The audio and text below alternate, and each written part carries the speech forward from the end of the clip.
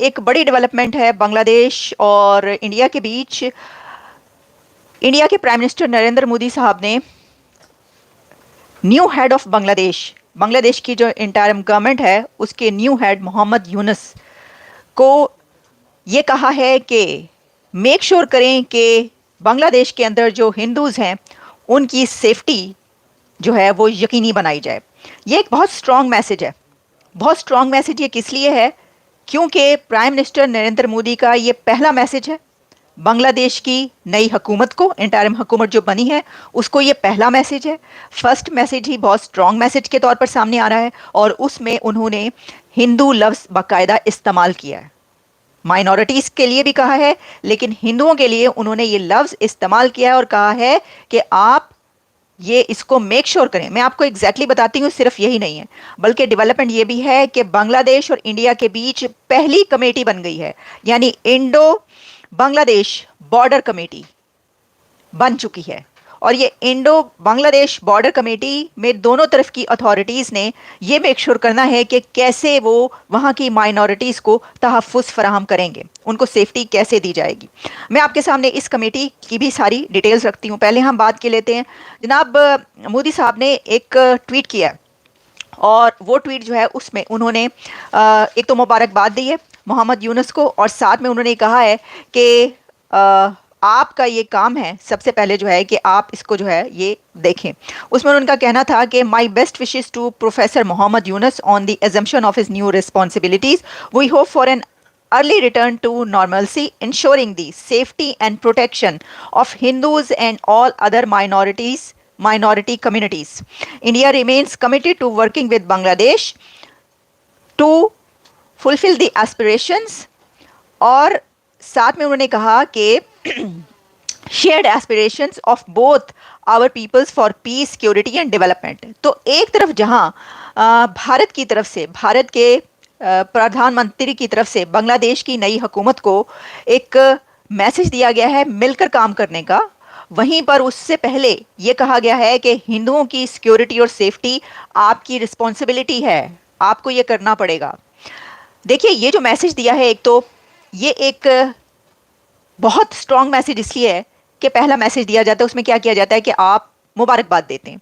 मुबारकबाद उन्होंने दी लेकिन साथ ही उन्होंने ये कहा है कि ये कीजिए, आप सबसे पहले आपका ये काम है। और उससे असर क्या हुआ है? उससे असर ये पड़ा है कि जैसे ही मोहम्मद यूनुस ने अपना ओहदा संभाला है, क्योंकि उन्होंने ओथ ले लिया है, तो उन्होंने सबसे पहला काम ये किया है कि उन्होंने स्टूडेंट्स के साथ, प्रोटेस्टर्स के साथ, जो भी अथॉरिटीज़ हैं उस सिलसिले में उनसे बातचीत की है और उस पर उन्होंने बाकायदा मीडिया के सामने भी ये बात की है उनसे कि हिंदुओं की जो सेफ्टी है वो हमारी रिस्पॉन्सिबिलिटी है और सबने मिलकर ये करना है। मोहम्मद यूनुस एक्चुअली मैं आपको बताता हूँ, ये अमेरिका में भागे हुए थे बांग्लादेश से। अच्छा। इनके ऊपर भी कोई केसेस चल रहे थे तो ये बांग्लादेश से अमेरिका में थे। ये स्टूडेंट जो है ना, जो गुंडे स्टूडेंट है, जिनकी गुंडागर्दी इस टाइम प्रॉपर चल रही है बांग्लादेश में। मेरे ख्याल से सर गुंडागर्दी चल रही है ना, मैंने पिछली वीडियो में आपको बताया कि किसी फीमेल की आप इज्जत को नीलाम कर रहे हो। अब मैं लफ्ज नहीं मैं यूज करना चाह रहा कि अंडर गारमेंट्स तक आप नीलाम कर रहे हो, तो इसे गुंडागर्दी ही कहा जाता है। देखें उधर कितने लोग मर गए हैं, 500-600 के करीब लोग मर चुके हुए हैं। और फिर ये देखें कि जब आपकी गुंडागर्दी मानी गई, आपकी सारी डिमांडें मान ली गई, अब कत्ल क्यों हो रहे हैं? हिंदू मिनोरिटी को आपने कत्ल कर दिया, मंदिर आपने तोड़ दिए, लोगों को मारना शुरू आपने कर दिया, हिंदुओं को चुन चुन के मारा गया उधर। तो मैं बताना ये देखें जो मैं अपनी बात पे आता हूँ, अपने मुद्दे पे। जब स्टूडेंट ने कहा कि हम अपना नाम लिख, उन्होंने अपनी फौज की भी बात नहीं मानी। उन्होंने कहा जी हम अपना नाम लिख के देंगे, हमारे मतलब का वजीर आजम होगा, हमारे मतलब की कबीना बनेगी।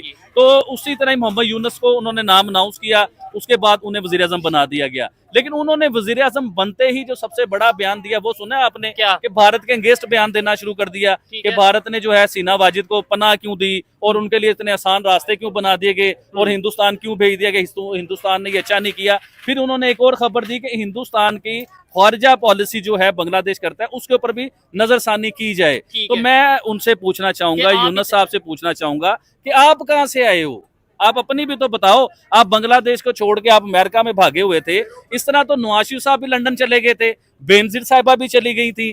तो इस तरह जो मुल्क पनाह देता है वो गद्दार नहीं होता। आप उस मुल्क को बुरा या गलत नहीं कह सकते, हर किसी की अपनी पॉलिसी है। और हसीना वाजिद ने इंडिया के साथ कोई बुरा नहीं किया हुआ था। उन्होंने जो अपने 15 साल के टेन्योर पूरा किया था ना, उसने इंडिया के साथ मिलके बांग्लादेश का ही फायदा किया था, बांग्लादेश को मजबूत किया था, उनकी इकोनॉमी मजबूत हुई थी। ये जो 2 टके के थे, इन्हें जो 2 टके का कहा जाता था ना, उन्होंने अपने टके की वैल्यू बना के दिखाई हसीना वाजिद की वजह से। लेकिन ये तो चीजें आने वाला वक्त बताएगा। डेफिनेटली आबिद भाई जज्बात में ये बात कर रहे हैं, लेकिन मैं ये समझता हूँ कि अगर वहाँ की जो ग्राउंड रियलिटी है वो क्या चीजें हैं, वो तो उनके स्टूडेंट्स या उनकी यूथ या बांग्लादेश की पब्लिक जानती है। जब आप ट्रैक पे चल जाते हैं, हाँ। जब आप अच्छे ट्रैक पे चढ़ रहे हो, तरक्की के ट्रैक पे आप जा रहे हो, तो देखिए उसमें आपको भी सोचना चाहिए कि वो तरक्की कर रहे थे, क्यों किस वजह से कर रहे थे, इंडिया की वजह से कर रहे थे। लेकिन भाई एक चीज ये भी है ना, कुछ चीजें ऐसी होती हैं जो दिखाई जाती हैं, मतलब ऐसा लग रहा है बांग्लादेश डेवलपमेंट की तरफ जा रहा है, वो शायद उनको वहां पे बहुत से इश्यूज का सामना करना पड़ा। और लेकिन जो रियलिटी है वो एक ये भी है कि भाई उनकी इकोनॉमी बेहतरी की तरफ जा रही थी, उनका अगर हम बात करें करेंसी की वैल्यू बेहतर हो रही थी, इन्वेस्टमेंट वहां पे आ रही थी, इन्वेस्टमेंट हो रही थी, उनके सड़कों पे काम हो रहा था, उनके अच्छे हॉस्पिटल्स पे काम हो रहा था,